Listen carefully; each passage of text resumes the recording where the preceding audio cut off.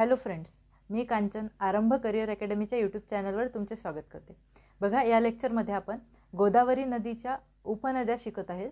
बघा, तर गोदावरी नदीला उजव्या बाजूने म्हणजे दक्षिणेकडून मिळणाऱ्या उपनद्या आपल्याला आज कव्हर करायच्या। तर बघा, त्यामध्ये आपली सगळ्यात महत्त्वाची नदी आहे प्रवरा नदी। तर बघा, आता प्रवरा नदीचा आपल्याला ह्या पॉइंटनुसार अभ्यास करायचा। उगम कुठे होतो, लांबी किती आहे, त्यानंतर उपनद्या कुठल्या आहे, प्रवास कुठल्या जिल्ह्यांमधून किंवा कुठल्या तालुक्यांमधून करते, या नदीवर धरणे किंवा प्रकल्प कुठले आहेत, त्यानंतर कुठला महत्त्वाचा धबधबा आहे, त्यानंतर काठावरील शहरे कुठले आहेत, त्यानंतर या नदीचा म्हणजे प्रवरा नदीचा आणि गोदावरी नदीचा संगम कुठल्या ठिकाणी होतो आणि या विशिष्ट या नदीचे वैशिष्ट्य काय आहे हे आपल्याला अभ्यास करायचा आहे। तर बघा, ही नदी आहे प्रवरा नदी। आता प्रवरा नदीचा उगम कुठे होतो, तर प्रवरा नदीचा उगम हरिश्चंद्र डोंगर रांगेत अकोले तालुक्यामध्ये अहमदनगर जिल्ह्यामध्ये होतो। ठीक आहे, कुठे, हरिश्चंद्र डोंगर रांग। कुठली डोंगर रांग, हरिश्चंद्र। ही कुठे सुरू होते, तर अहमदनगर जिल्ह्यामध्ये। हरिश्चंद्र डोंगर रांग अकोले तालुका, जिल्हा कुठला, तर जिल्हा येतो याचा अहमदनगर। ठीक आहे, या ठिकाणी प्रवरा नदीचा उगम होतो हरिश्चंद्र डोंगर रांगेमध्ये अकोले तालुक्यामध्ये अहमदनगर जिल्ह्यामध्ये। त्यानंतर लांबी किती, तर लांबी आहे 208 किलोमीटर। प्रवरा नदी जी आहे ही फक्त अहमदनगर जिल्ह्यातूनच वाहते आणि तिची लांबी 208 किलोमीटर आहे।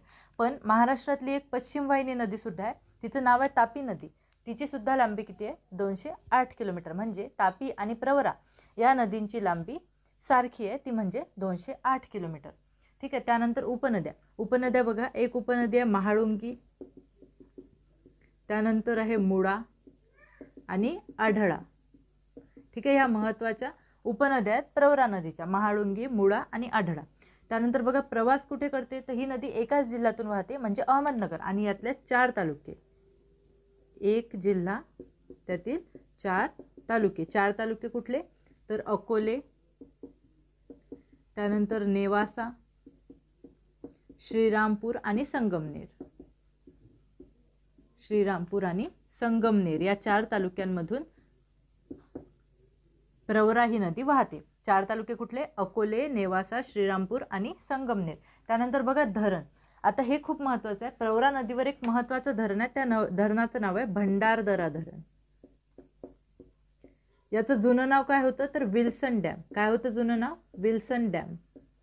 ठीक आहे, आता बघा, आताच करंट अफेअरमध्ये हे धरण चर्चेत होतं, कारण की याचं जे नाव आहे, या धरणाच्या जलाशयाचं जे नाव आहे ते चेंज करण्यात आलं किंवा त्याला एक नवीन नाव देण्यात आलं आहे। ते नाव देण्यात आलं आहे आद्य क्रांतिकारक वीर राघोजी भांगरे जलाशय। ही तुम्ही इन्फॉर्मेशन लक्षात ठेवा, याचं नवीन नाव काय आहे, जलाशयाचं नाव आद्य क्रांतिकारक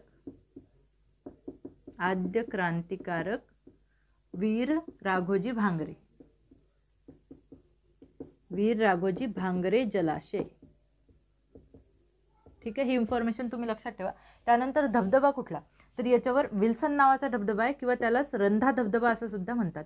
याच्यावर आयोगाने खूपदा प्रश्न विचारला आहे की रंधा धबधबा कोणत्या नदीवर आहे, तर हा प्रवरा नदीवर आहे। ठीक आहे, रंधा धबधबा कुठल्या नदीवर आहे, तर प्रवरा नदीवर। त्यानंतर काठावरील शहरे कुठली, तर आता हे जे तालुक्याचे ठिकाण आहे याचे अकोले, नेवासा आणि संगमनेर हे काठावरील ठिकाणे आहेत। ठीक आहे, काठावरील ठिकाणे कुठली, अकोले, नेवासा आणि संगमनेर। त्यानंतर संगम कुठे होतो, प्रवरा आणि गोदावरीचा संगम होतो कायगाव टोके या अहमदनगर जिल्ह्यामधील ठिकाणी। कायगाव टोके। ठीक आहे, त्यानंतर वैशिष्ट्य काय, तर बघा, हे जे धरण आहे भंडारदरा धरण, याचं जे उद्घाटन झालं होतं ते भारताचे पहिले प्रधानमंत्री पंडित जवाहरलाल नेहरू यांनी त्या भंडारदरा धरणाचं उद्घाटन केलं होतं। त्यामुळे तिथे जवाहरलाल नेहरूंनी बोलताना या पाण्याला, भंडारदरा धरणाच्या पाण्याला अमृत असं संबोधलं होतं। त्यामुळे महाराष्ट्राची अमृतवाहिनी नदी असं प्रवरा नदीला म्हणतात। त्यामुळे हे काय झालं, तिथं वैशिष्ट्य किंवा त्याला तुम्ही ओळख सुद्धा म्हणू शकता। ओळख कशी आहे, तर महाराष्ट्राची अमृतवाहिनी।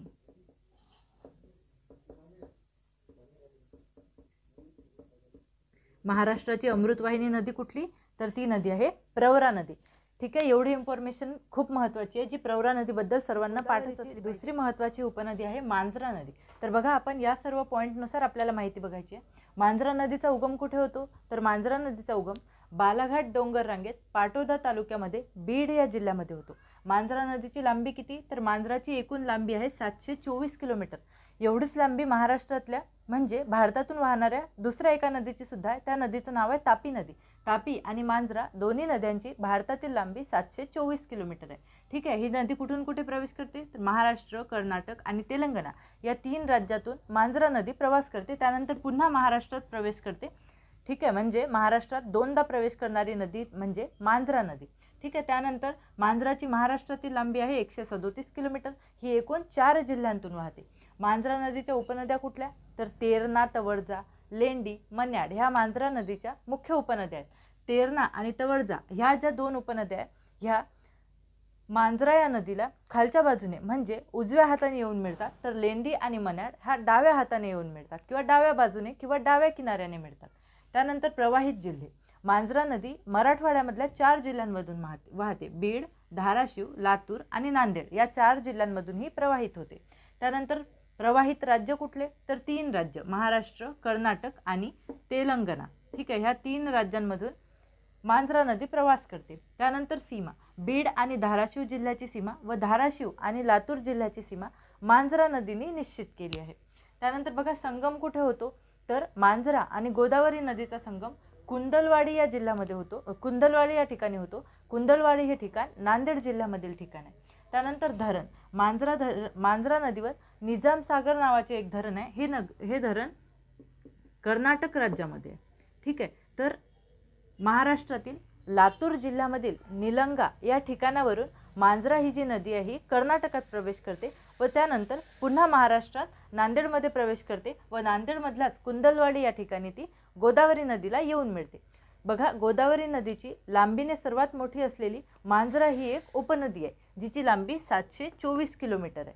ठीक आहे, गोदावरीची एकूण लांबी किती, 668 किलोमीटर आणि तिची सर्वात मोठी उपनदी असलेली गोदावरीची महाराष्ट्रातली लांबी 768 किलोमीटर आणि महाराष्ट्रातली मांजराची लांबी 137 किलोमीटर, पण पूर्ण भारतातली म्हणजे या 3 राज्यांमधली लांबी 724 किलोमीटर।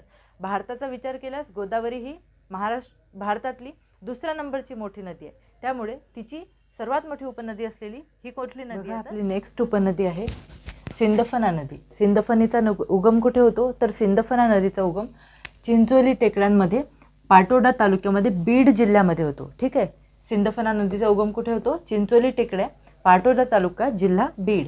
त्यानंतर सिंदफणा या नदीची लांबी किती आहे, तर 122 किलोमीटर। ठीक आहे, म्हणजे सिंदफणा नदी 122 किलोमीटर वाहत जाऊन शेवटी कुठे भेटते, मंजरत या ठिकाणी गोदावरी नदीला येऊन मिळते। ठीक आहे, उपनद्या कुठल्या आहेत, तर बिंदुसरा आणि कुंडलिका ह्या 2 उपनद्या आहेत सिंदफणा नदीच्या। त्यानंतर बघा प्रवाहित जिल्हे, सिंदफणा ही नदी जी आहे ही बीड जिल्ह्यातूनच वाहते आणि बीड जिल्ह्यामधल्याच मंजरत या ठिकाणी गोदावरी नदीला येऊन मिळते। प्रकल्प कुठला आहे, तर सिंदफणा या नदीवर माजलगाव नावाचा एक प्रकल्प आहे। ठीक आहे, त्यानंतर गोदावरी आणि सिंदफणा नदीचा संगम कुठे होतो, तर मंजरत, जिल्हा कुठला, तर बीड। ठीक आहे, ही आपण बघितली सिंदफणाबद्दल माहिती। त्यानंतर पुढची नदी आहे बिंदुसरा। आता बघा, बिंदुसरा ही जी नदी आहे ही बघा इथे आपण बघितलंय, बिंदुसरा कोणाची उपनदी आहे, तर सिंदफणा नदीची ही उपनदी आहे।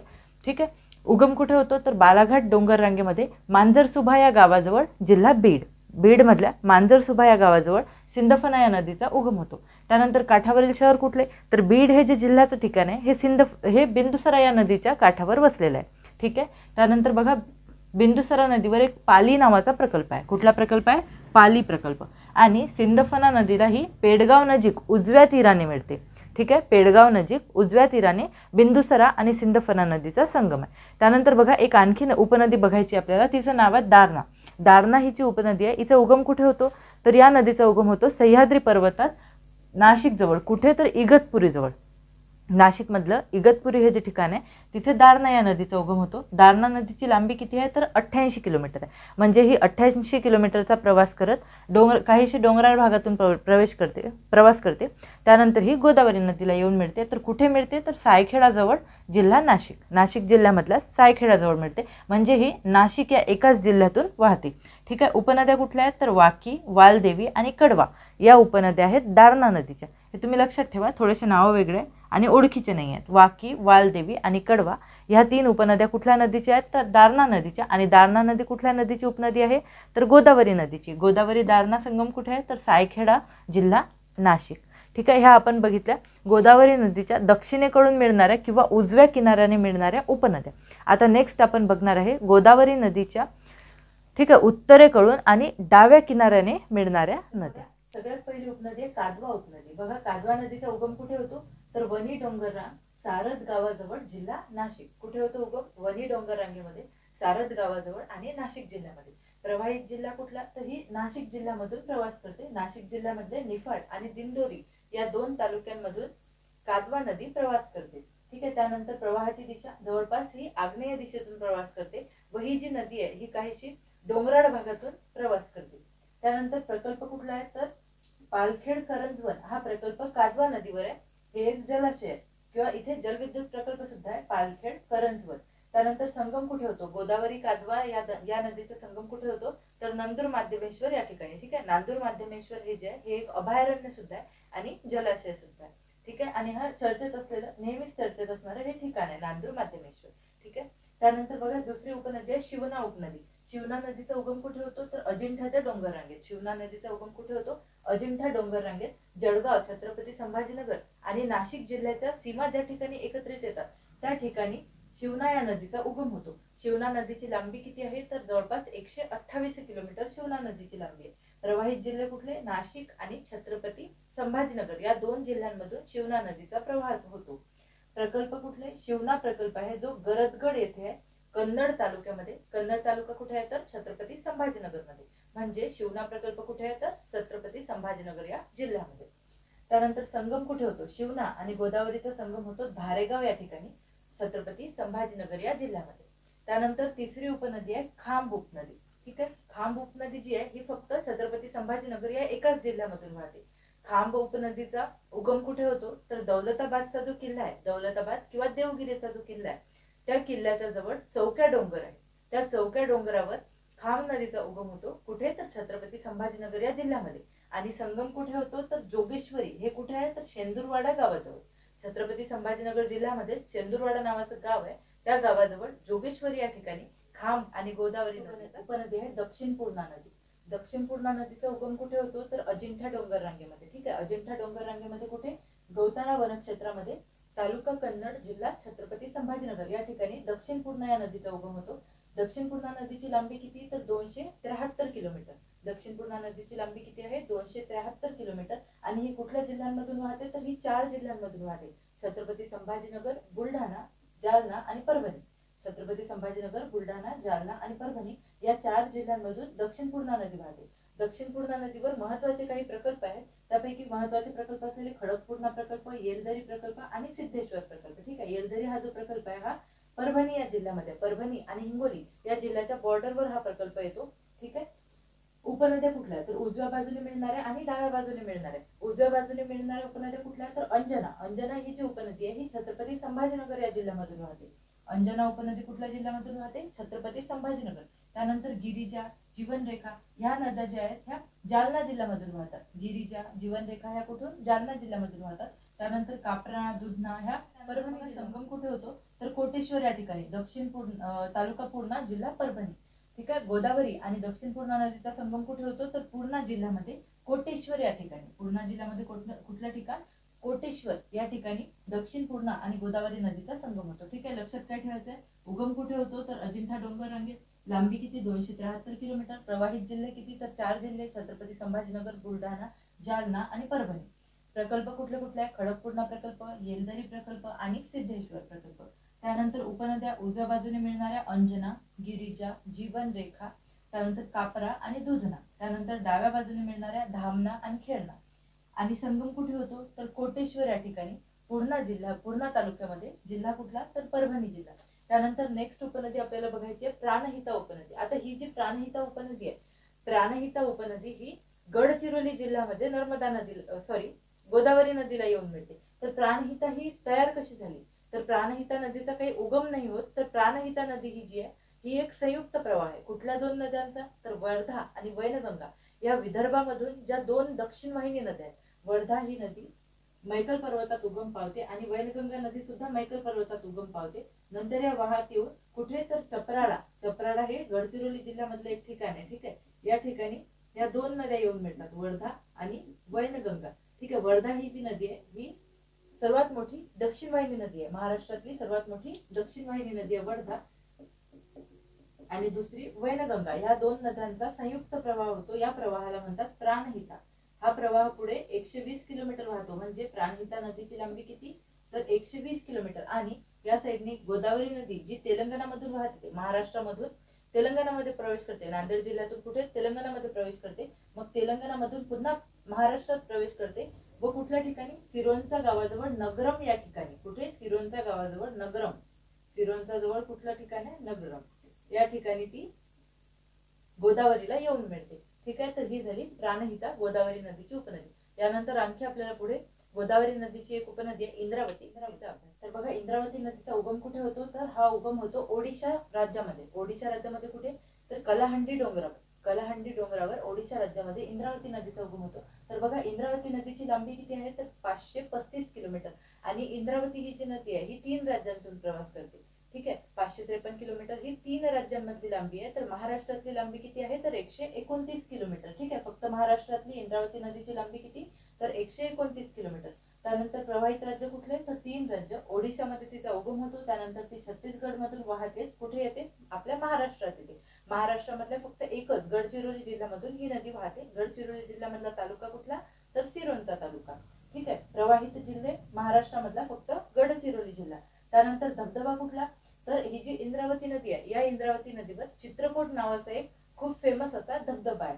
ठीक आहे, त्यानंतर वैशिष्ट्य. तर बघा, इंद्रावती नदीचं वैशिष्ट्य काय आहे, तर ही नदी बघा, आता चित्रकोट हे जे ठिकाण आहे, चित्रकोट हा जो धबधबा आहे याच ठिकाणी चित्रकोट नावाचं म्हणजे चित्रकोट नावाच्या ठिकाणावरच हा धबधबा आहे. ठीक आहे, तर या ठिकाणी काय आहे, तर घनदाट जंगल आहे.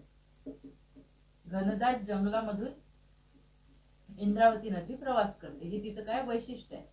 छत्तीसगड, महाराष्ट्र आणि तेलंगणा यांच्या बॉर्डरच्या जवळपास जे घनदाट जंगलाचा जो प्रदेश आहे त्या प्रदेशामधून इंद्रावती ही नदी प्रवास करते. हे तिचं काय वैशिष्ट्य आहे. त्यानंतर संगम कुठे होतो, इंद्रावती आणि गोदावरी नदीचा संगम कुठे होतो, तर सोमनूर. सोमनूर हे ठिकाण कुठे आहे, तर हे ठिकाण आहे महाराष्ट्र, छत्तीसगड आणि तेलंगणा या 3 राज्यांच्या सीमेवर सोमनूर हे ठिकाण आहे. तालुका सिरोंचा, जिल्हा कुठे, तर गडचिरोली.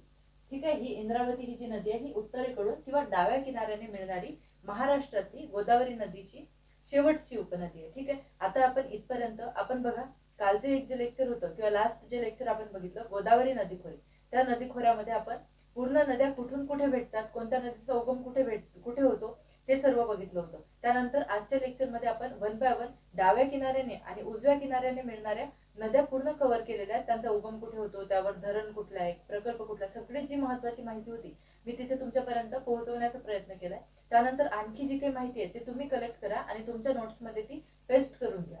ठीक आहे, त्यानंतर बघा, आपल्याला याच्यानंतर पुढे आणखी थोडीशी इन्फॉर्मेशन बघायची आहे. त्यानंतर आपल्या गोदावरी नदी ही जी आहे ती संपून जाईल. आणि बघा, आपण प्राणहिता ही जी नदी बघितली, तर प्राणहिता नदीमध्ये आपण काय बघितलं, वर्धा आणि वैनगंगा नद्यांचा जो संगम आहे तो प्राणहिता म्हणून ओळखला जातो किंवा संयुक्त प्रवाह आहे तो प्राणहिता म्हणून ओळखला जातो. तर आपल्याला वर्धा आणि वैनगंगा आणि पैनगंगा ह्या ज्या 3 नद्या आहेत ह्या नद्या सुद्धा इन डिटेल कव्हर करायच्या आहेत. ठीक आहे, तर ते आपण विदर्भातील नद्या हा टॉपिक ज्या वेळेला बघू त्यावेळेला त्या 3 नद्या आपण बघा. नेक्स्ट आपल्याला बघायचं आहे गोदावरी नदी खोऱ्यातील धरणे व जलाशय. तर बघा, गोदावरी नदी खोऱ्यातलं सगळ्यात महत्त्वाचं जे धरण आहे ते धरण आहे भंडारदरा धरण. ठीक आहे, भंडारदरा हे धरण कुठे आहे, तर हे धरण आहे प्रवरा नदीवर, अहमदनगर या जिल्ह्यामध्ये. या धरणाच्या जलाशयाचं नुकतंच याचं नाव चेंज करण्यात आलंय. याचं नाव काय ठेवलं, तर वीर राघोजी भांगरे जलाशय. जुनं नाव काय होतं, तर ऑर्थर सागर किंवा ऑर्थर लेक. ठीक आहे, हे होतं भंडारदरा जलाशयाचं नवीन नाव काय, वीर राघोजी भांगरे. त्यानंतर दुसरे धरण आहे मुळा धरण. याच्या जलाशयाचं नाव काय आहे, ज्ञानेश्वर सागर जलाशय. नदी कुठली, तर मुळा आणि जिल्हा कुठला, तर अहमदनगर. तिसरे महत्त्वाचे धरण आहे जायकवाडी धरण. नाथसागर याच्या जलाशयाचं नाव आहे. धरण कुठल्या नदीवर आहे, तर गोदावरी नदीवर, छत्रपती संभाजीनगर या जिल्ह्यामध्ये. त्यानंतर मांजरा धरण. याच्या जलाशयाचं नाव आहे निजामसागर जलाशय, मांजरा नदीवर आणि जिल्हा कुठला, तर लातूर जिल्हा. त्यानंतर महत्त्वाचे धरण आहे विष्णुपुरी धरण. शंकरसागर याच्या जलाशयाचं नाव आहे. गोदावरी नदीवर विष्णुपुरी हे धरण आहे. त्याच्यानंतर हे धरण कुठे आहे, तर नांदेड या जिल्ह्यामध्ये. हे महत्त्वाचे 5 धरणं तुम्ही लक्षात ठेवा. त्यानंतर तोतला डोह, इटिया डोह हे जे धरणं आहेत हे धरणं गोसीखुर्द प्रकल्प हे विदर्भामध्ये येतात, पण ते गोदावरी खोऱ्याचाच भाग आहे. ते आपण विदर्भ जेव्हा कव्हर करू त्यावेळेला तिकडे सुद्धा बघणार आहोत. ठीक आहे. त्यानंतर बघा काही महत्त्वाची माहिती आहे. गोदावरी नदी खोऱ्याचा आकार कसा आहे, तर हे डायरेक्टली क्वेश्चन विचारण्यात आला आहे. तर गोदावरी नदी खोऱ्याचा आकार हा एखाद्या नरसाळ्याप्रमाणे दिसतो. ठीक आहे, नरसाळ्याप्रमाणे दिसतो. म्हणजे नरसाळा म्हणजे हा असा काहीचा भाग, म्हणजे इकडे जास्त आणि पुढे थोडा कमी झालेला अशा टाईपचा नरसाळ्याचा भाग असतो. ठीक आहे. महाराष्ट्र शासनाने 1998 मध्ये गोदावरी खोरे व्यवस्थापन महामंडळाची स्थापना केली. कशासाठी, तर गोदावरीचं जे खोरं आहे, गोदावरीचे जे एकूण 8 उपखोरे आहेत त्यातल्या पाणी व्यवस्थापनासाठी महाराष्ट्र शासनाने केव्हा, तर 1998 मध्ये गोदावरी खोरे व्यवस्थापन महामंडळाची स्थापना केली. याचं मुख्यालय कुठे आहे, तर छत्रपती संभाजीनगरमध्ये. ठीक आहे. ही महत्त्वाची माहिती तुम्ही लक्षात ठेवा, यावर सुद्धा डायरेक्टली क्वेश्चन विचारलेला आहे. त्यानंतर नदीकाठावरील काही महत्त्वाची शहरं आहेत. तर गोदावरी नदीकाठावर असणारी शहरं कुठली, त्र्यंबकेश्वर, नाशिक, कोपरगाव, त्यानंतर पैठण, गंगाखेड, आपेगाव, नांदेड, सिरोंचा ही ठिकाणं कुठे आहेत, तर गोदावरी नदीकाठावर आहेत. त्यानंतर बिंदुसरा नदीकाठावर कुठलं ठिकाण आहे, तर बीड हे जिल्ह्याचं ठिकाण बिंदुसरा नदीकाठावर आहे. त्यानंतर सिंदफणा नदीकाठावर माजलगाव, ठीक आहे, माजलगाव हे ठिकाण आहे कुठे, सिंदफणा नदीकाठावर. आणि कयाधू ही जी नदी आहे, ही बघा मी तुम्हाला गोदावरीचं उपखोरं शिकवलं, त्यामध्ये कयाधू ही नदी आली होती. तर तुम्ही कमेंट बॉक्समध्ये कमेंट करा की कयाधू ही नदी कुठल्या नदीची उपनदी आहे. ठीक आहे. कयाधू नदीच्या काठावर कुठले ठिकाण आहे, तर हिंगोली हे ठिकाण आहे. बघा गोदावरी ही जी नदी आहे, ती नदी महाराष्ट्र पठारावरून वाहणारी सर्वात मोठी नदी आहे. ठीक आहे. तर ही जी नदी आहे गोदावरी, हिलाच वृद्धगंगा किंवा दक्षिण गंगा सुद्धा म्हणतात. महाराष्ट्राची काशी जी आहे ते आहे पैठण हे ठिकाण, ते कुठल्या नदीच्या काठावर आहे, तर ते गोदावरी नदीच्या काठावर आहे. ठीक आहे. त्यामुळे गोदावरी नदी महाराष्ट्रासाठी खूप महत्त्वाची नदी आहे. तिने महाराष्ट्राच्या जवळपास 49% क्षेत्रफळ व्यापलेलं आहे गोदावरी नदीच्या खोऱ्याने, आणि ती महाराष्ट्रातली सर्वात मोठी नदीसुद्धा आहे. तीर्थक्षेत्र जे आहेत त्र्यंबकेश्वर, आपेगाव, गंगाखेड हे जे तीर्थक्षेत्र आहे, नांदेड, हे काही तीर्थक्षेत्र आहे, ते आपण पर्यटन या विभागामध्ये अभ्यासणारच आहोत. पण हे जे महत्त्वाचे महाराष्ट्राचे काही तीर्थक्षेत्र आहे ते सर्व गोदावरी नदीच्या खोऱ्यातच येतात. त्यामुळे गोदावरी नदी महाराष्ट्राची दक्षिण गंगा म्हणून ओळखली जाते. ठीक आहे. एवढे आपण गोदावरी खोऱ्याबद्दल माहिती बघितली.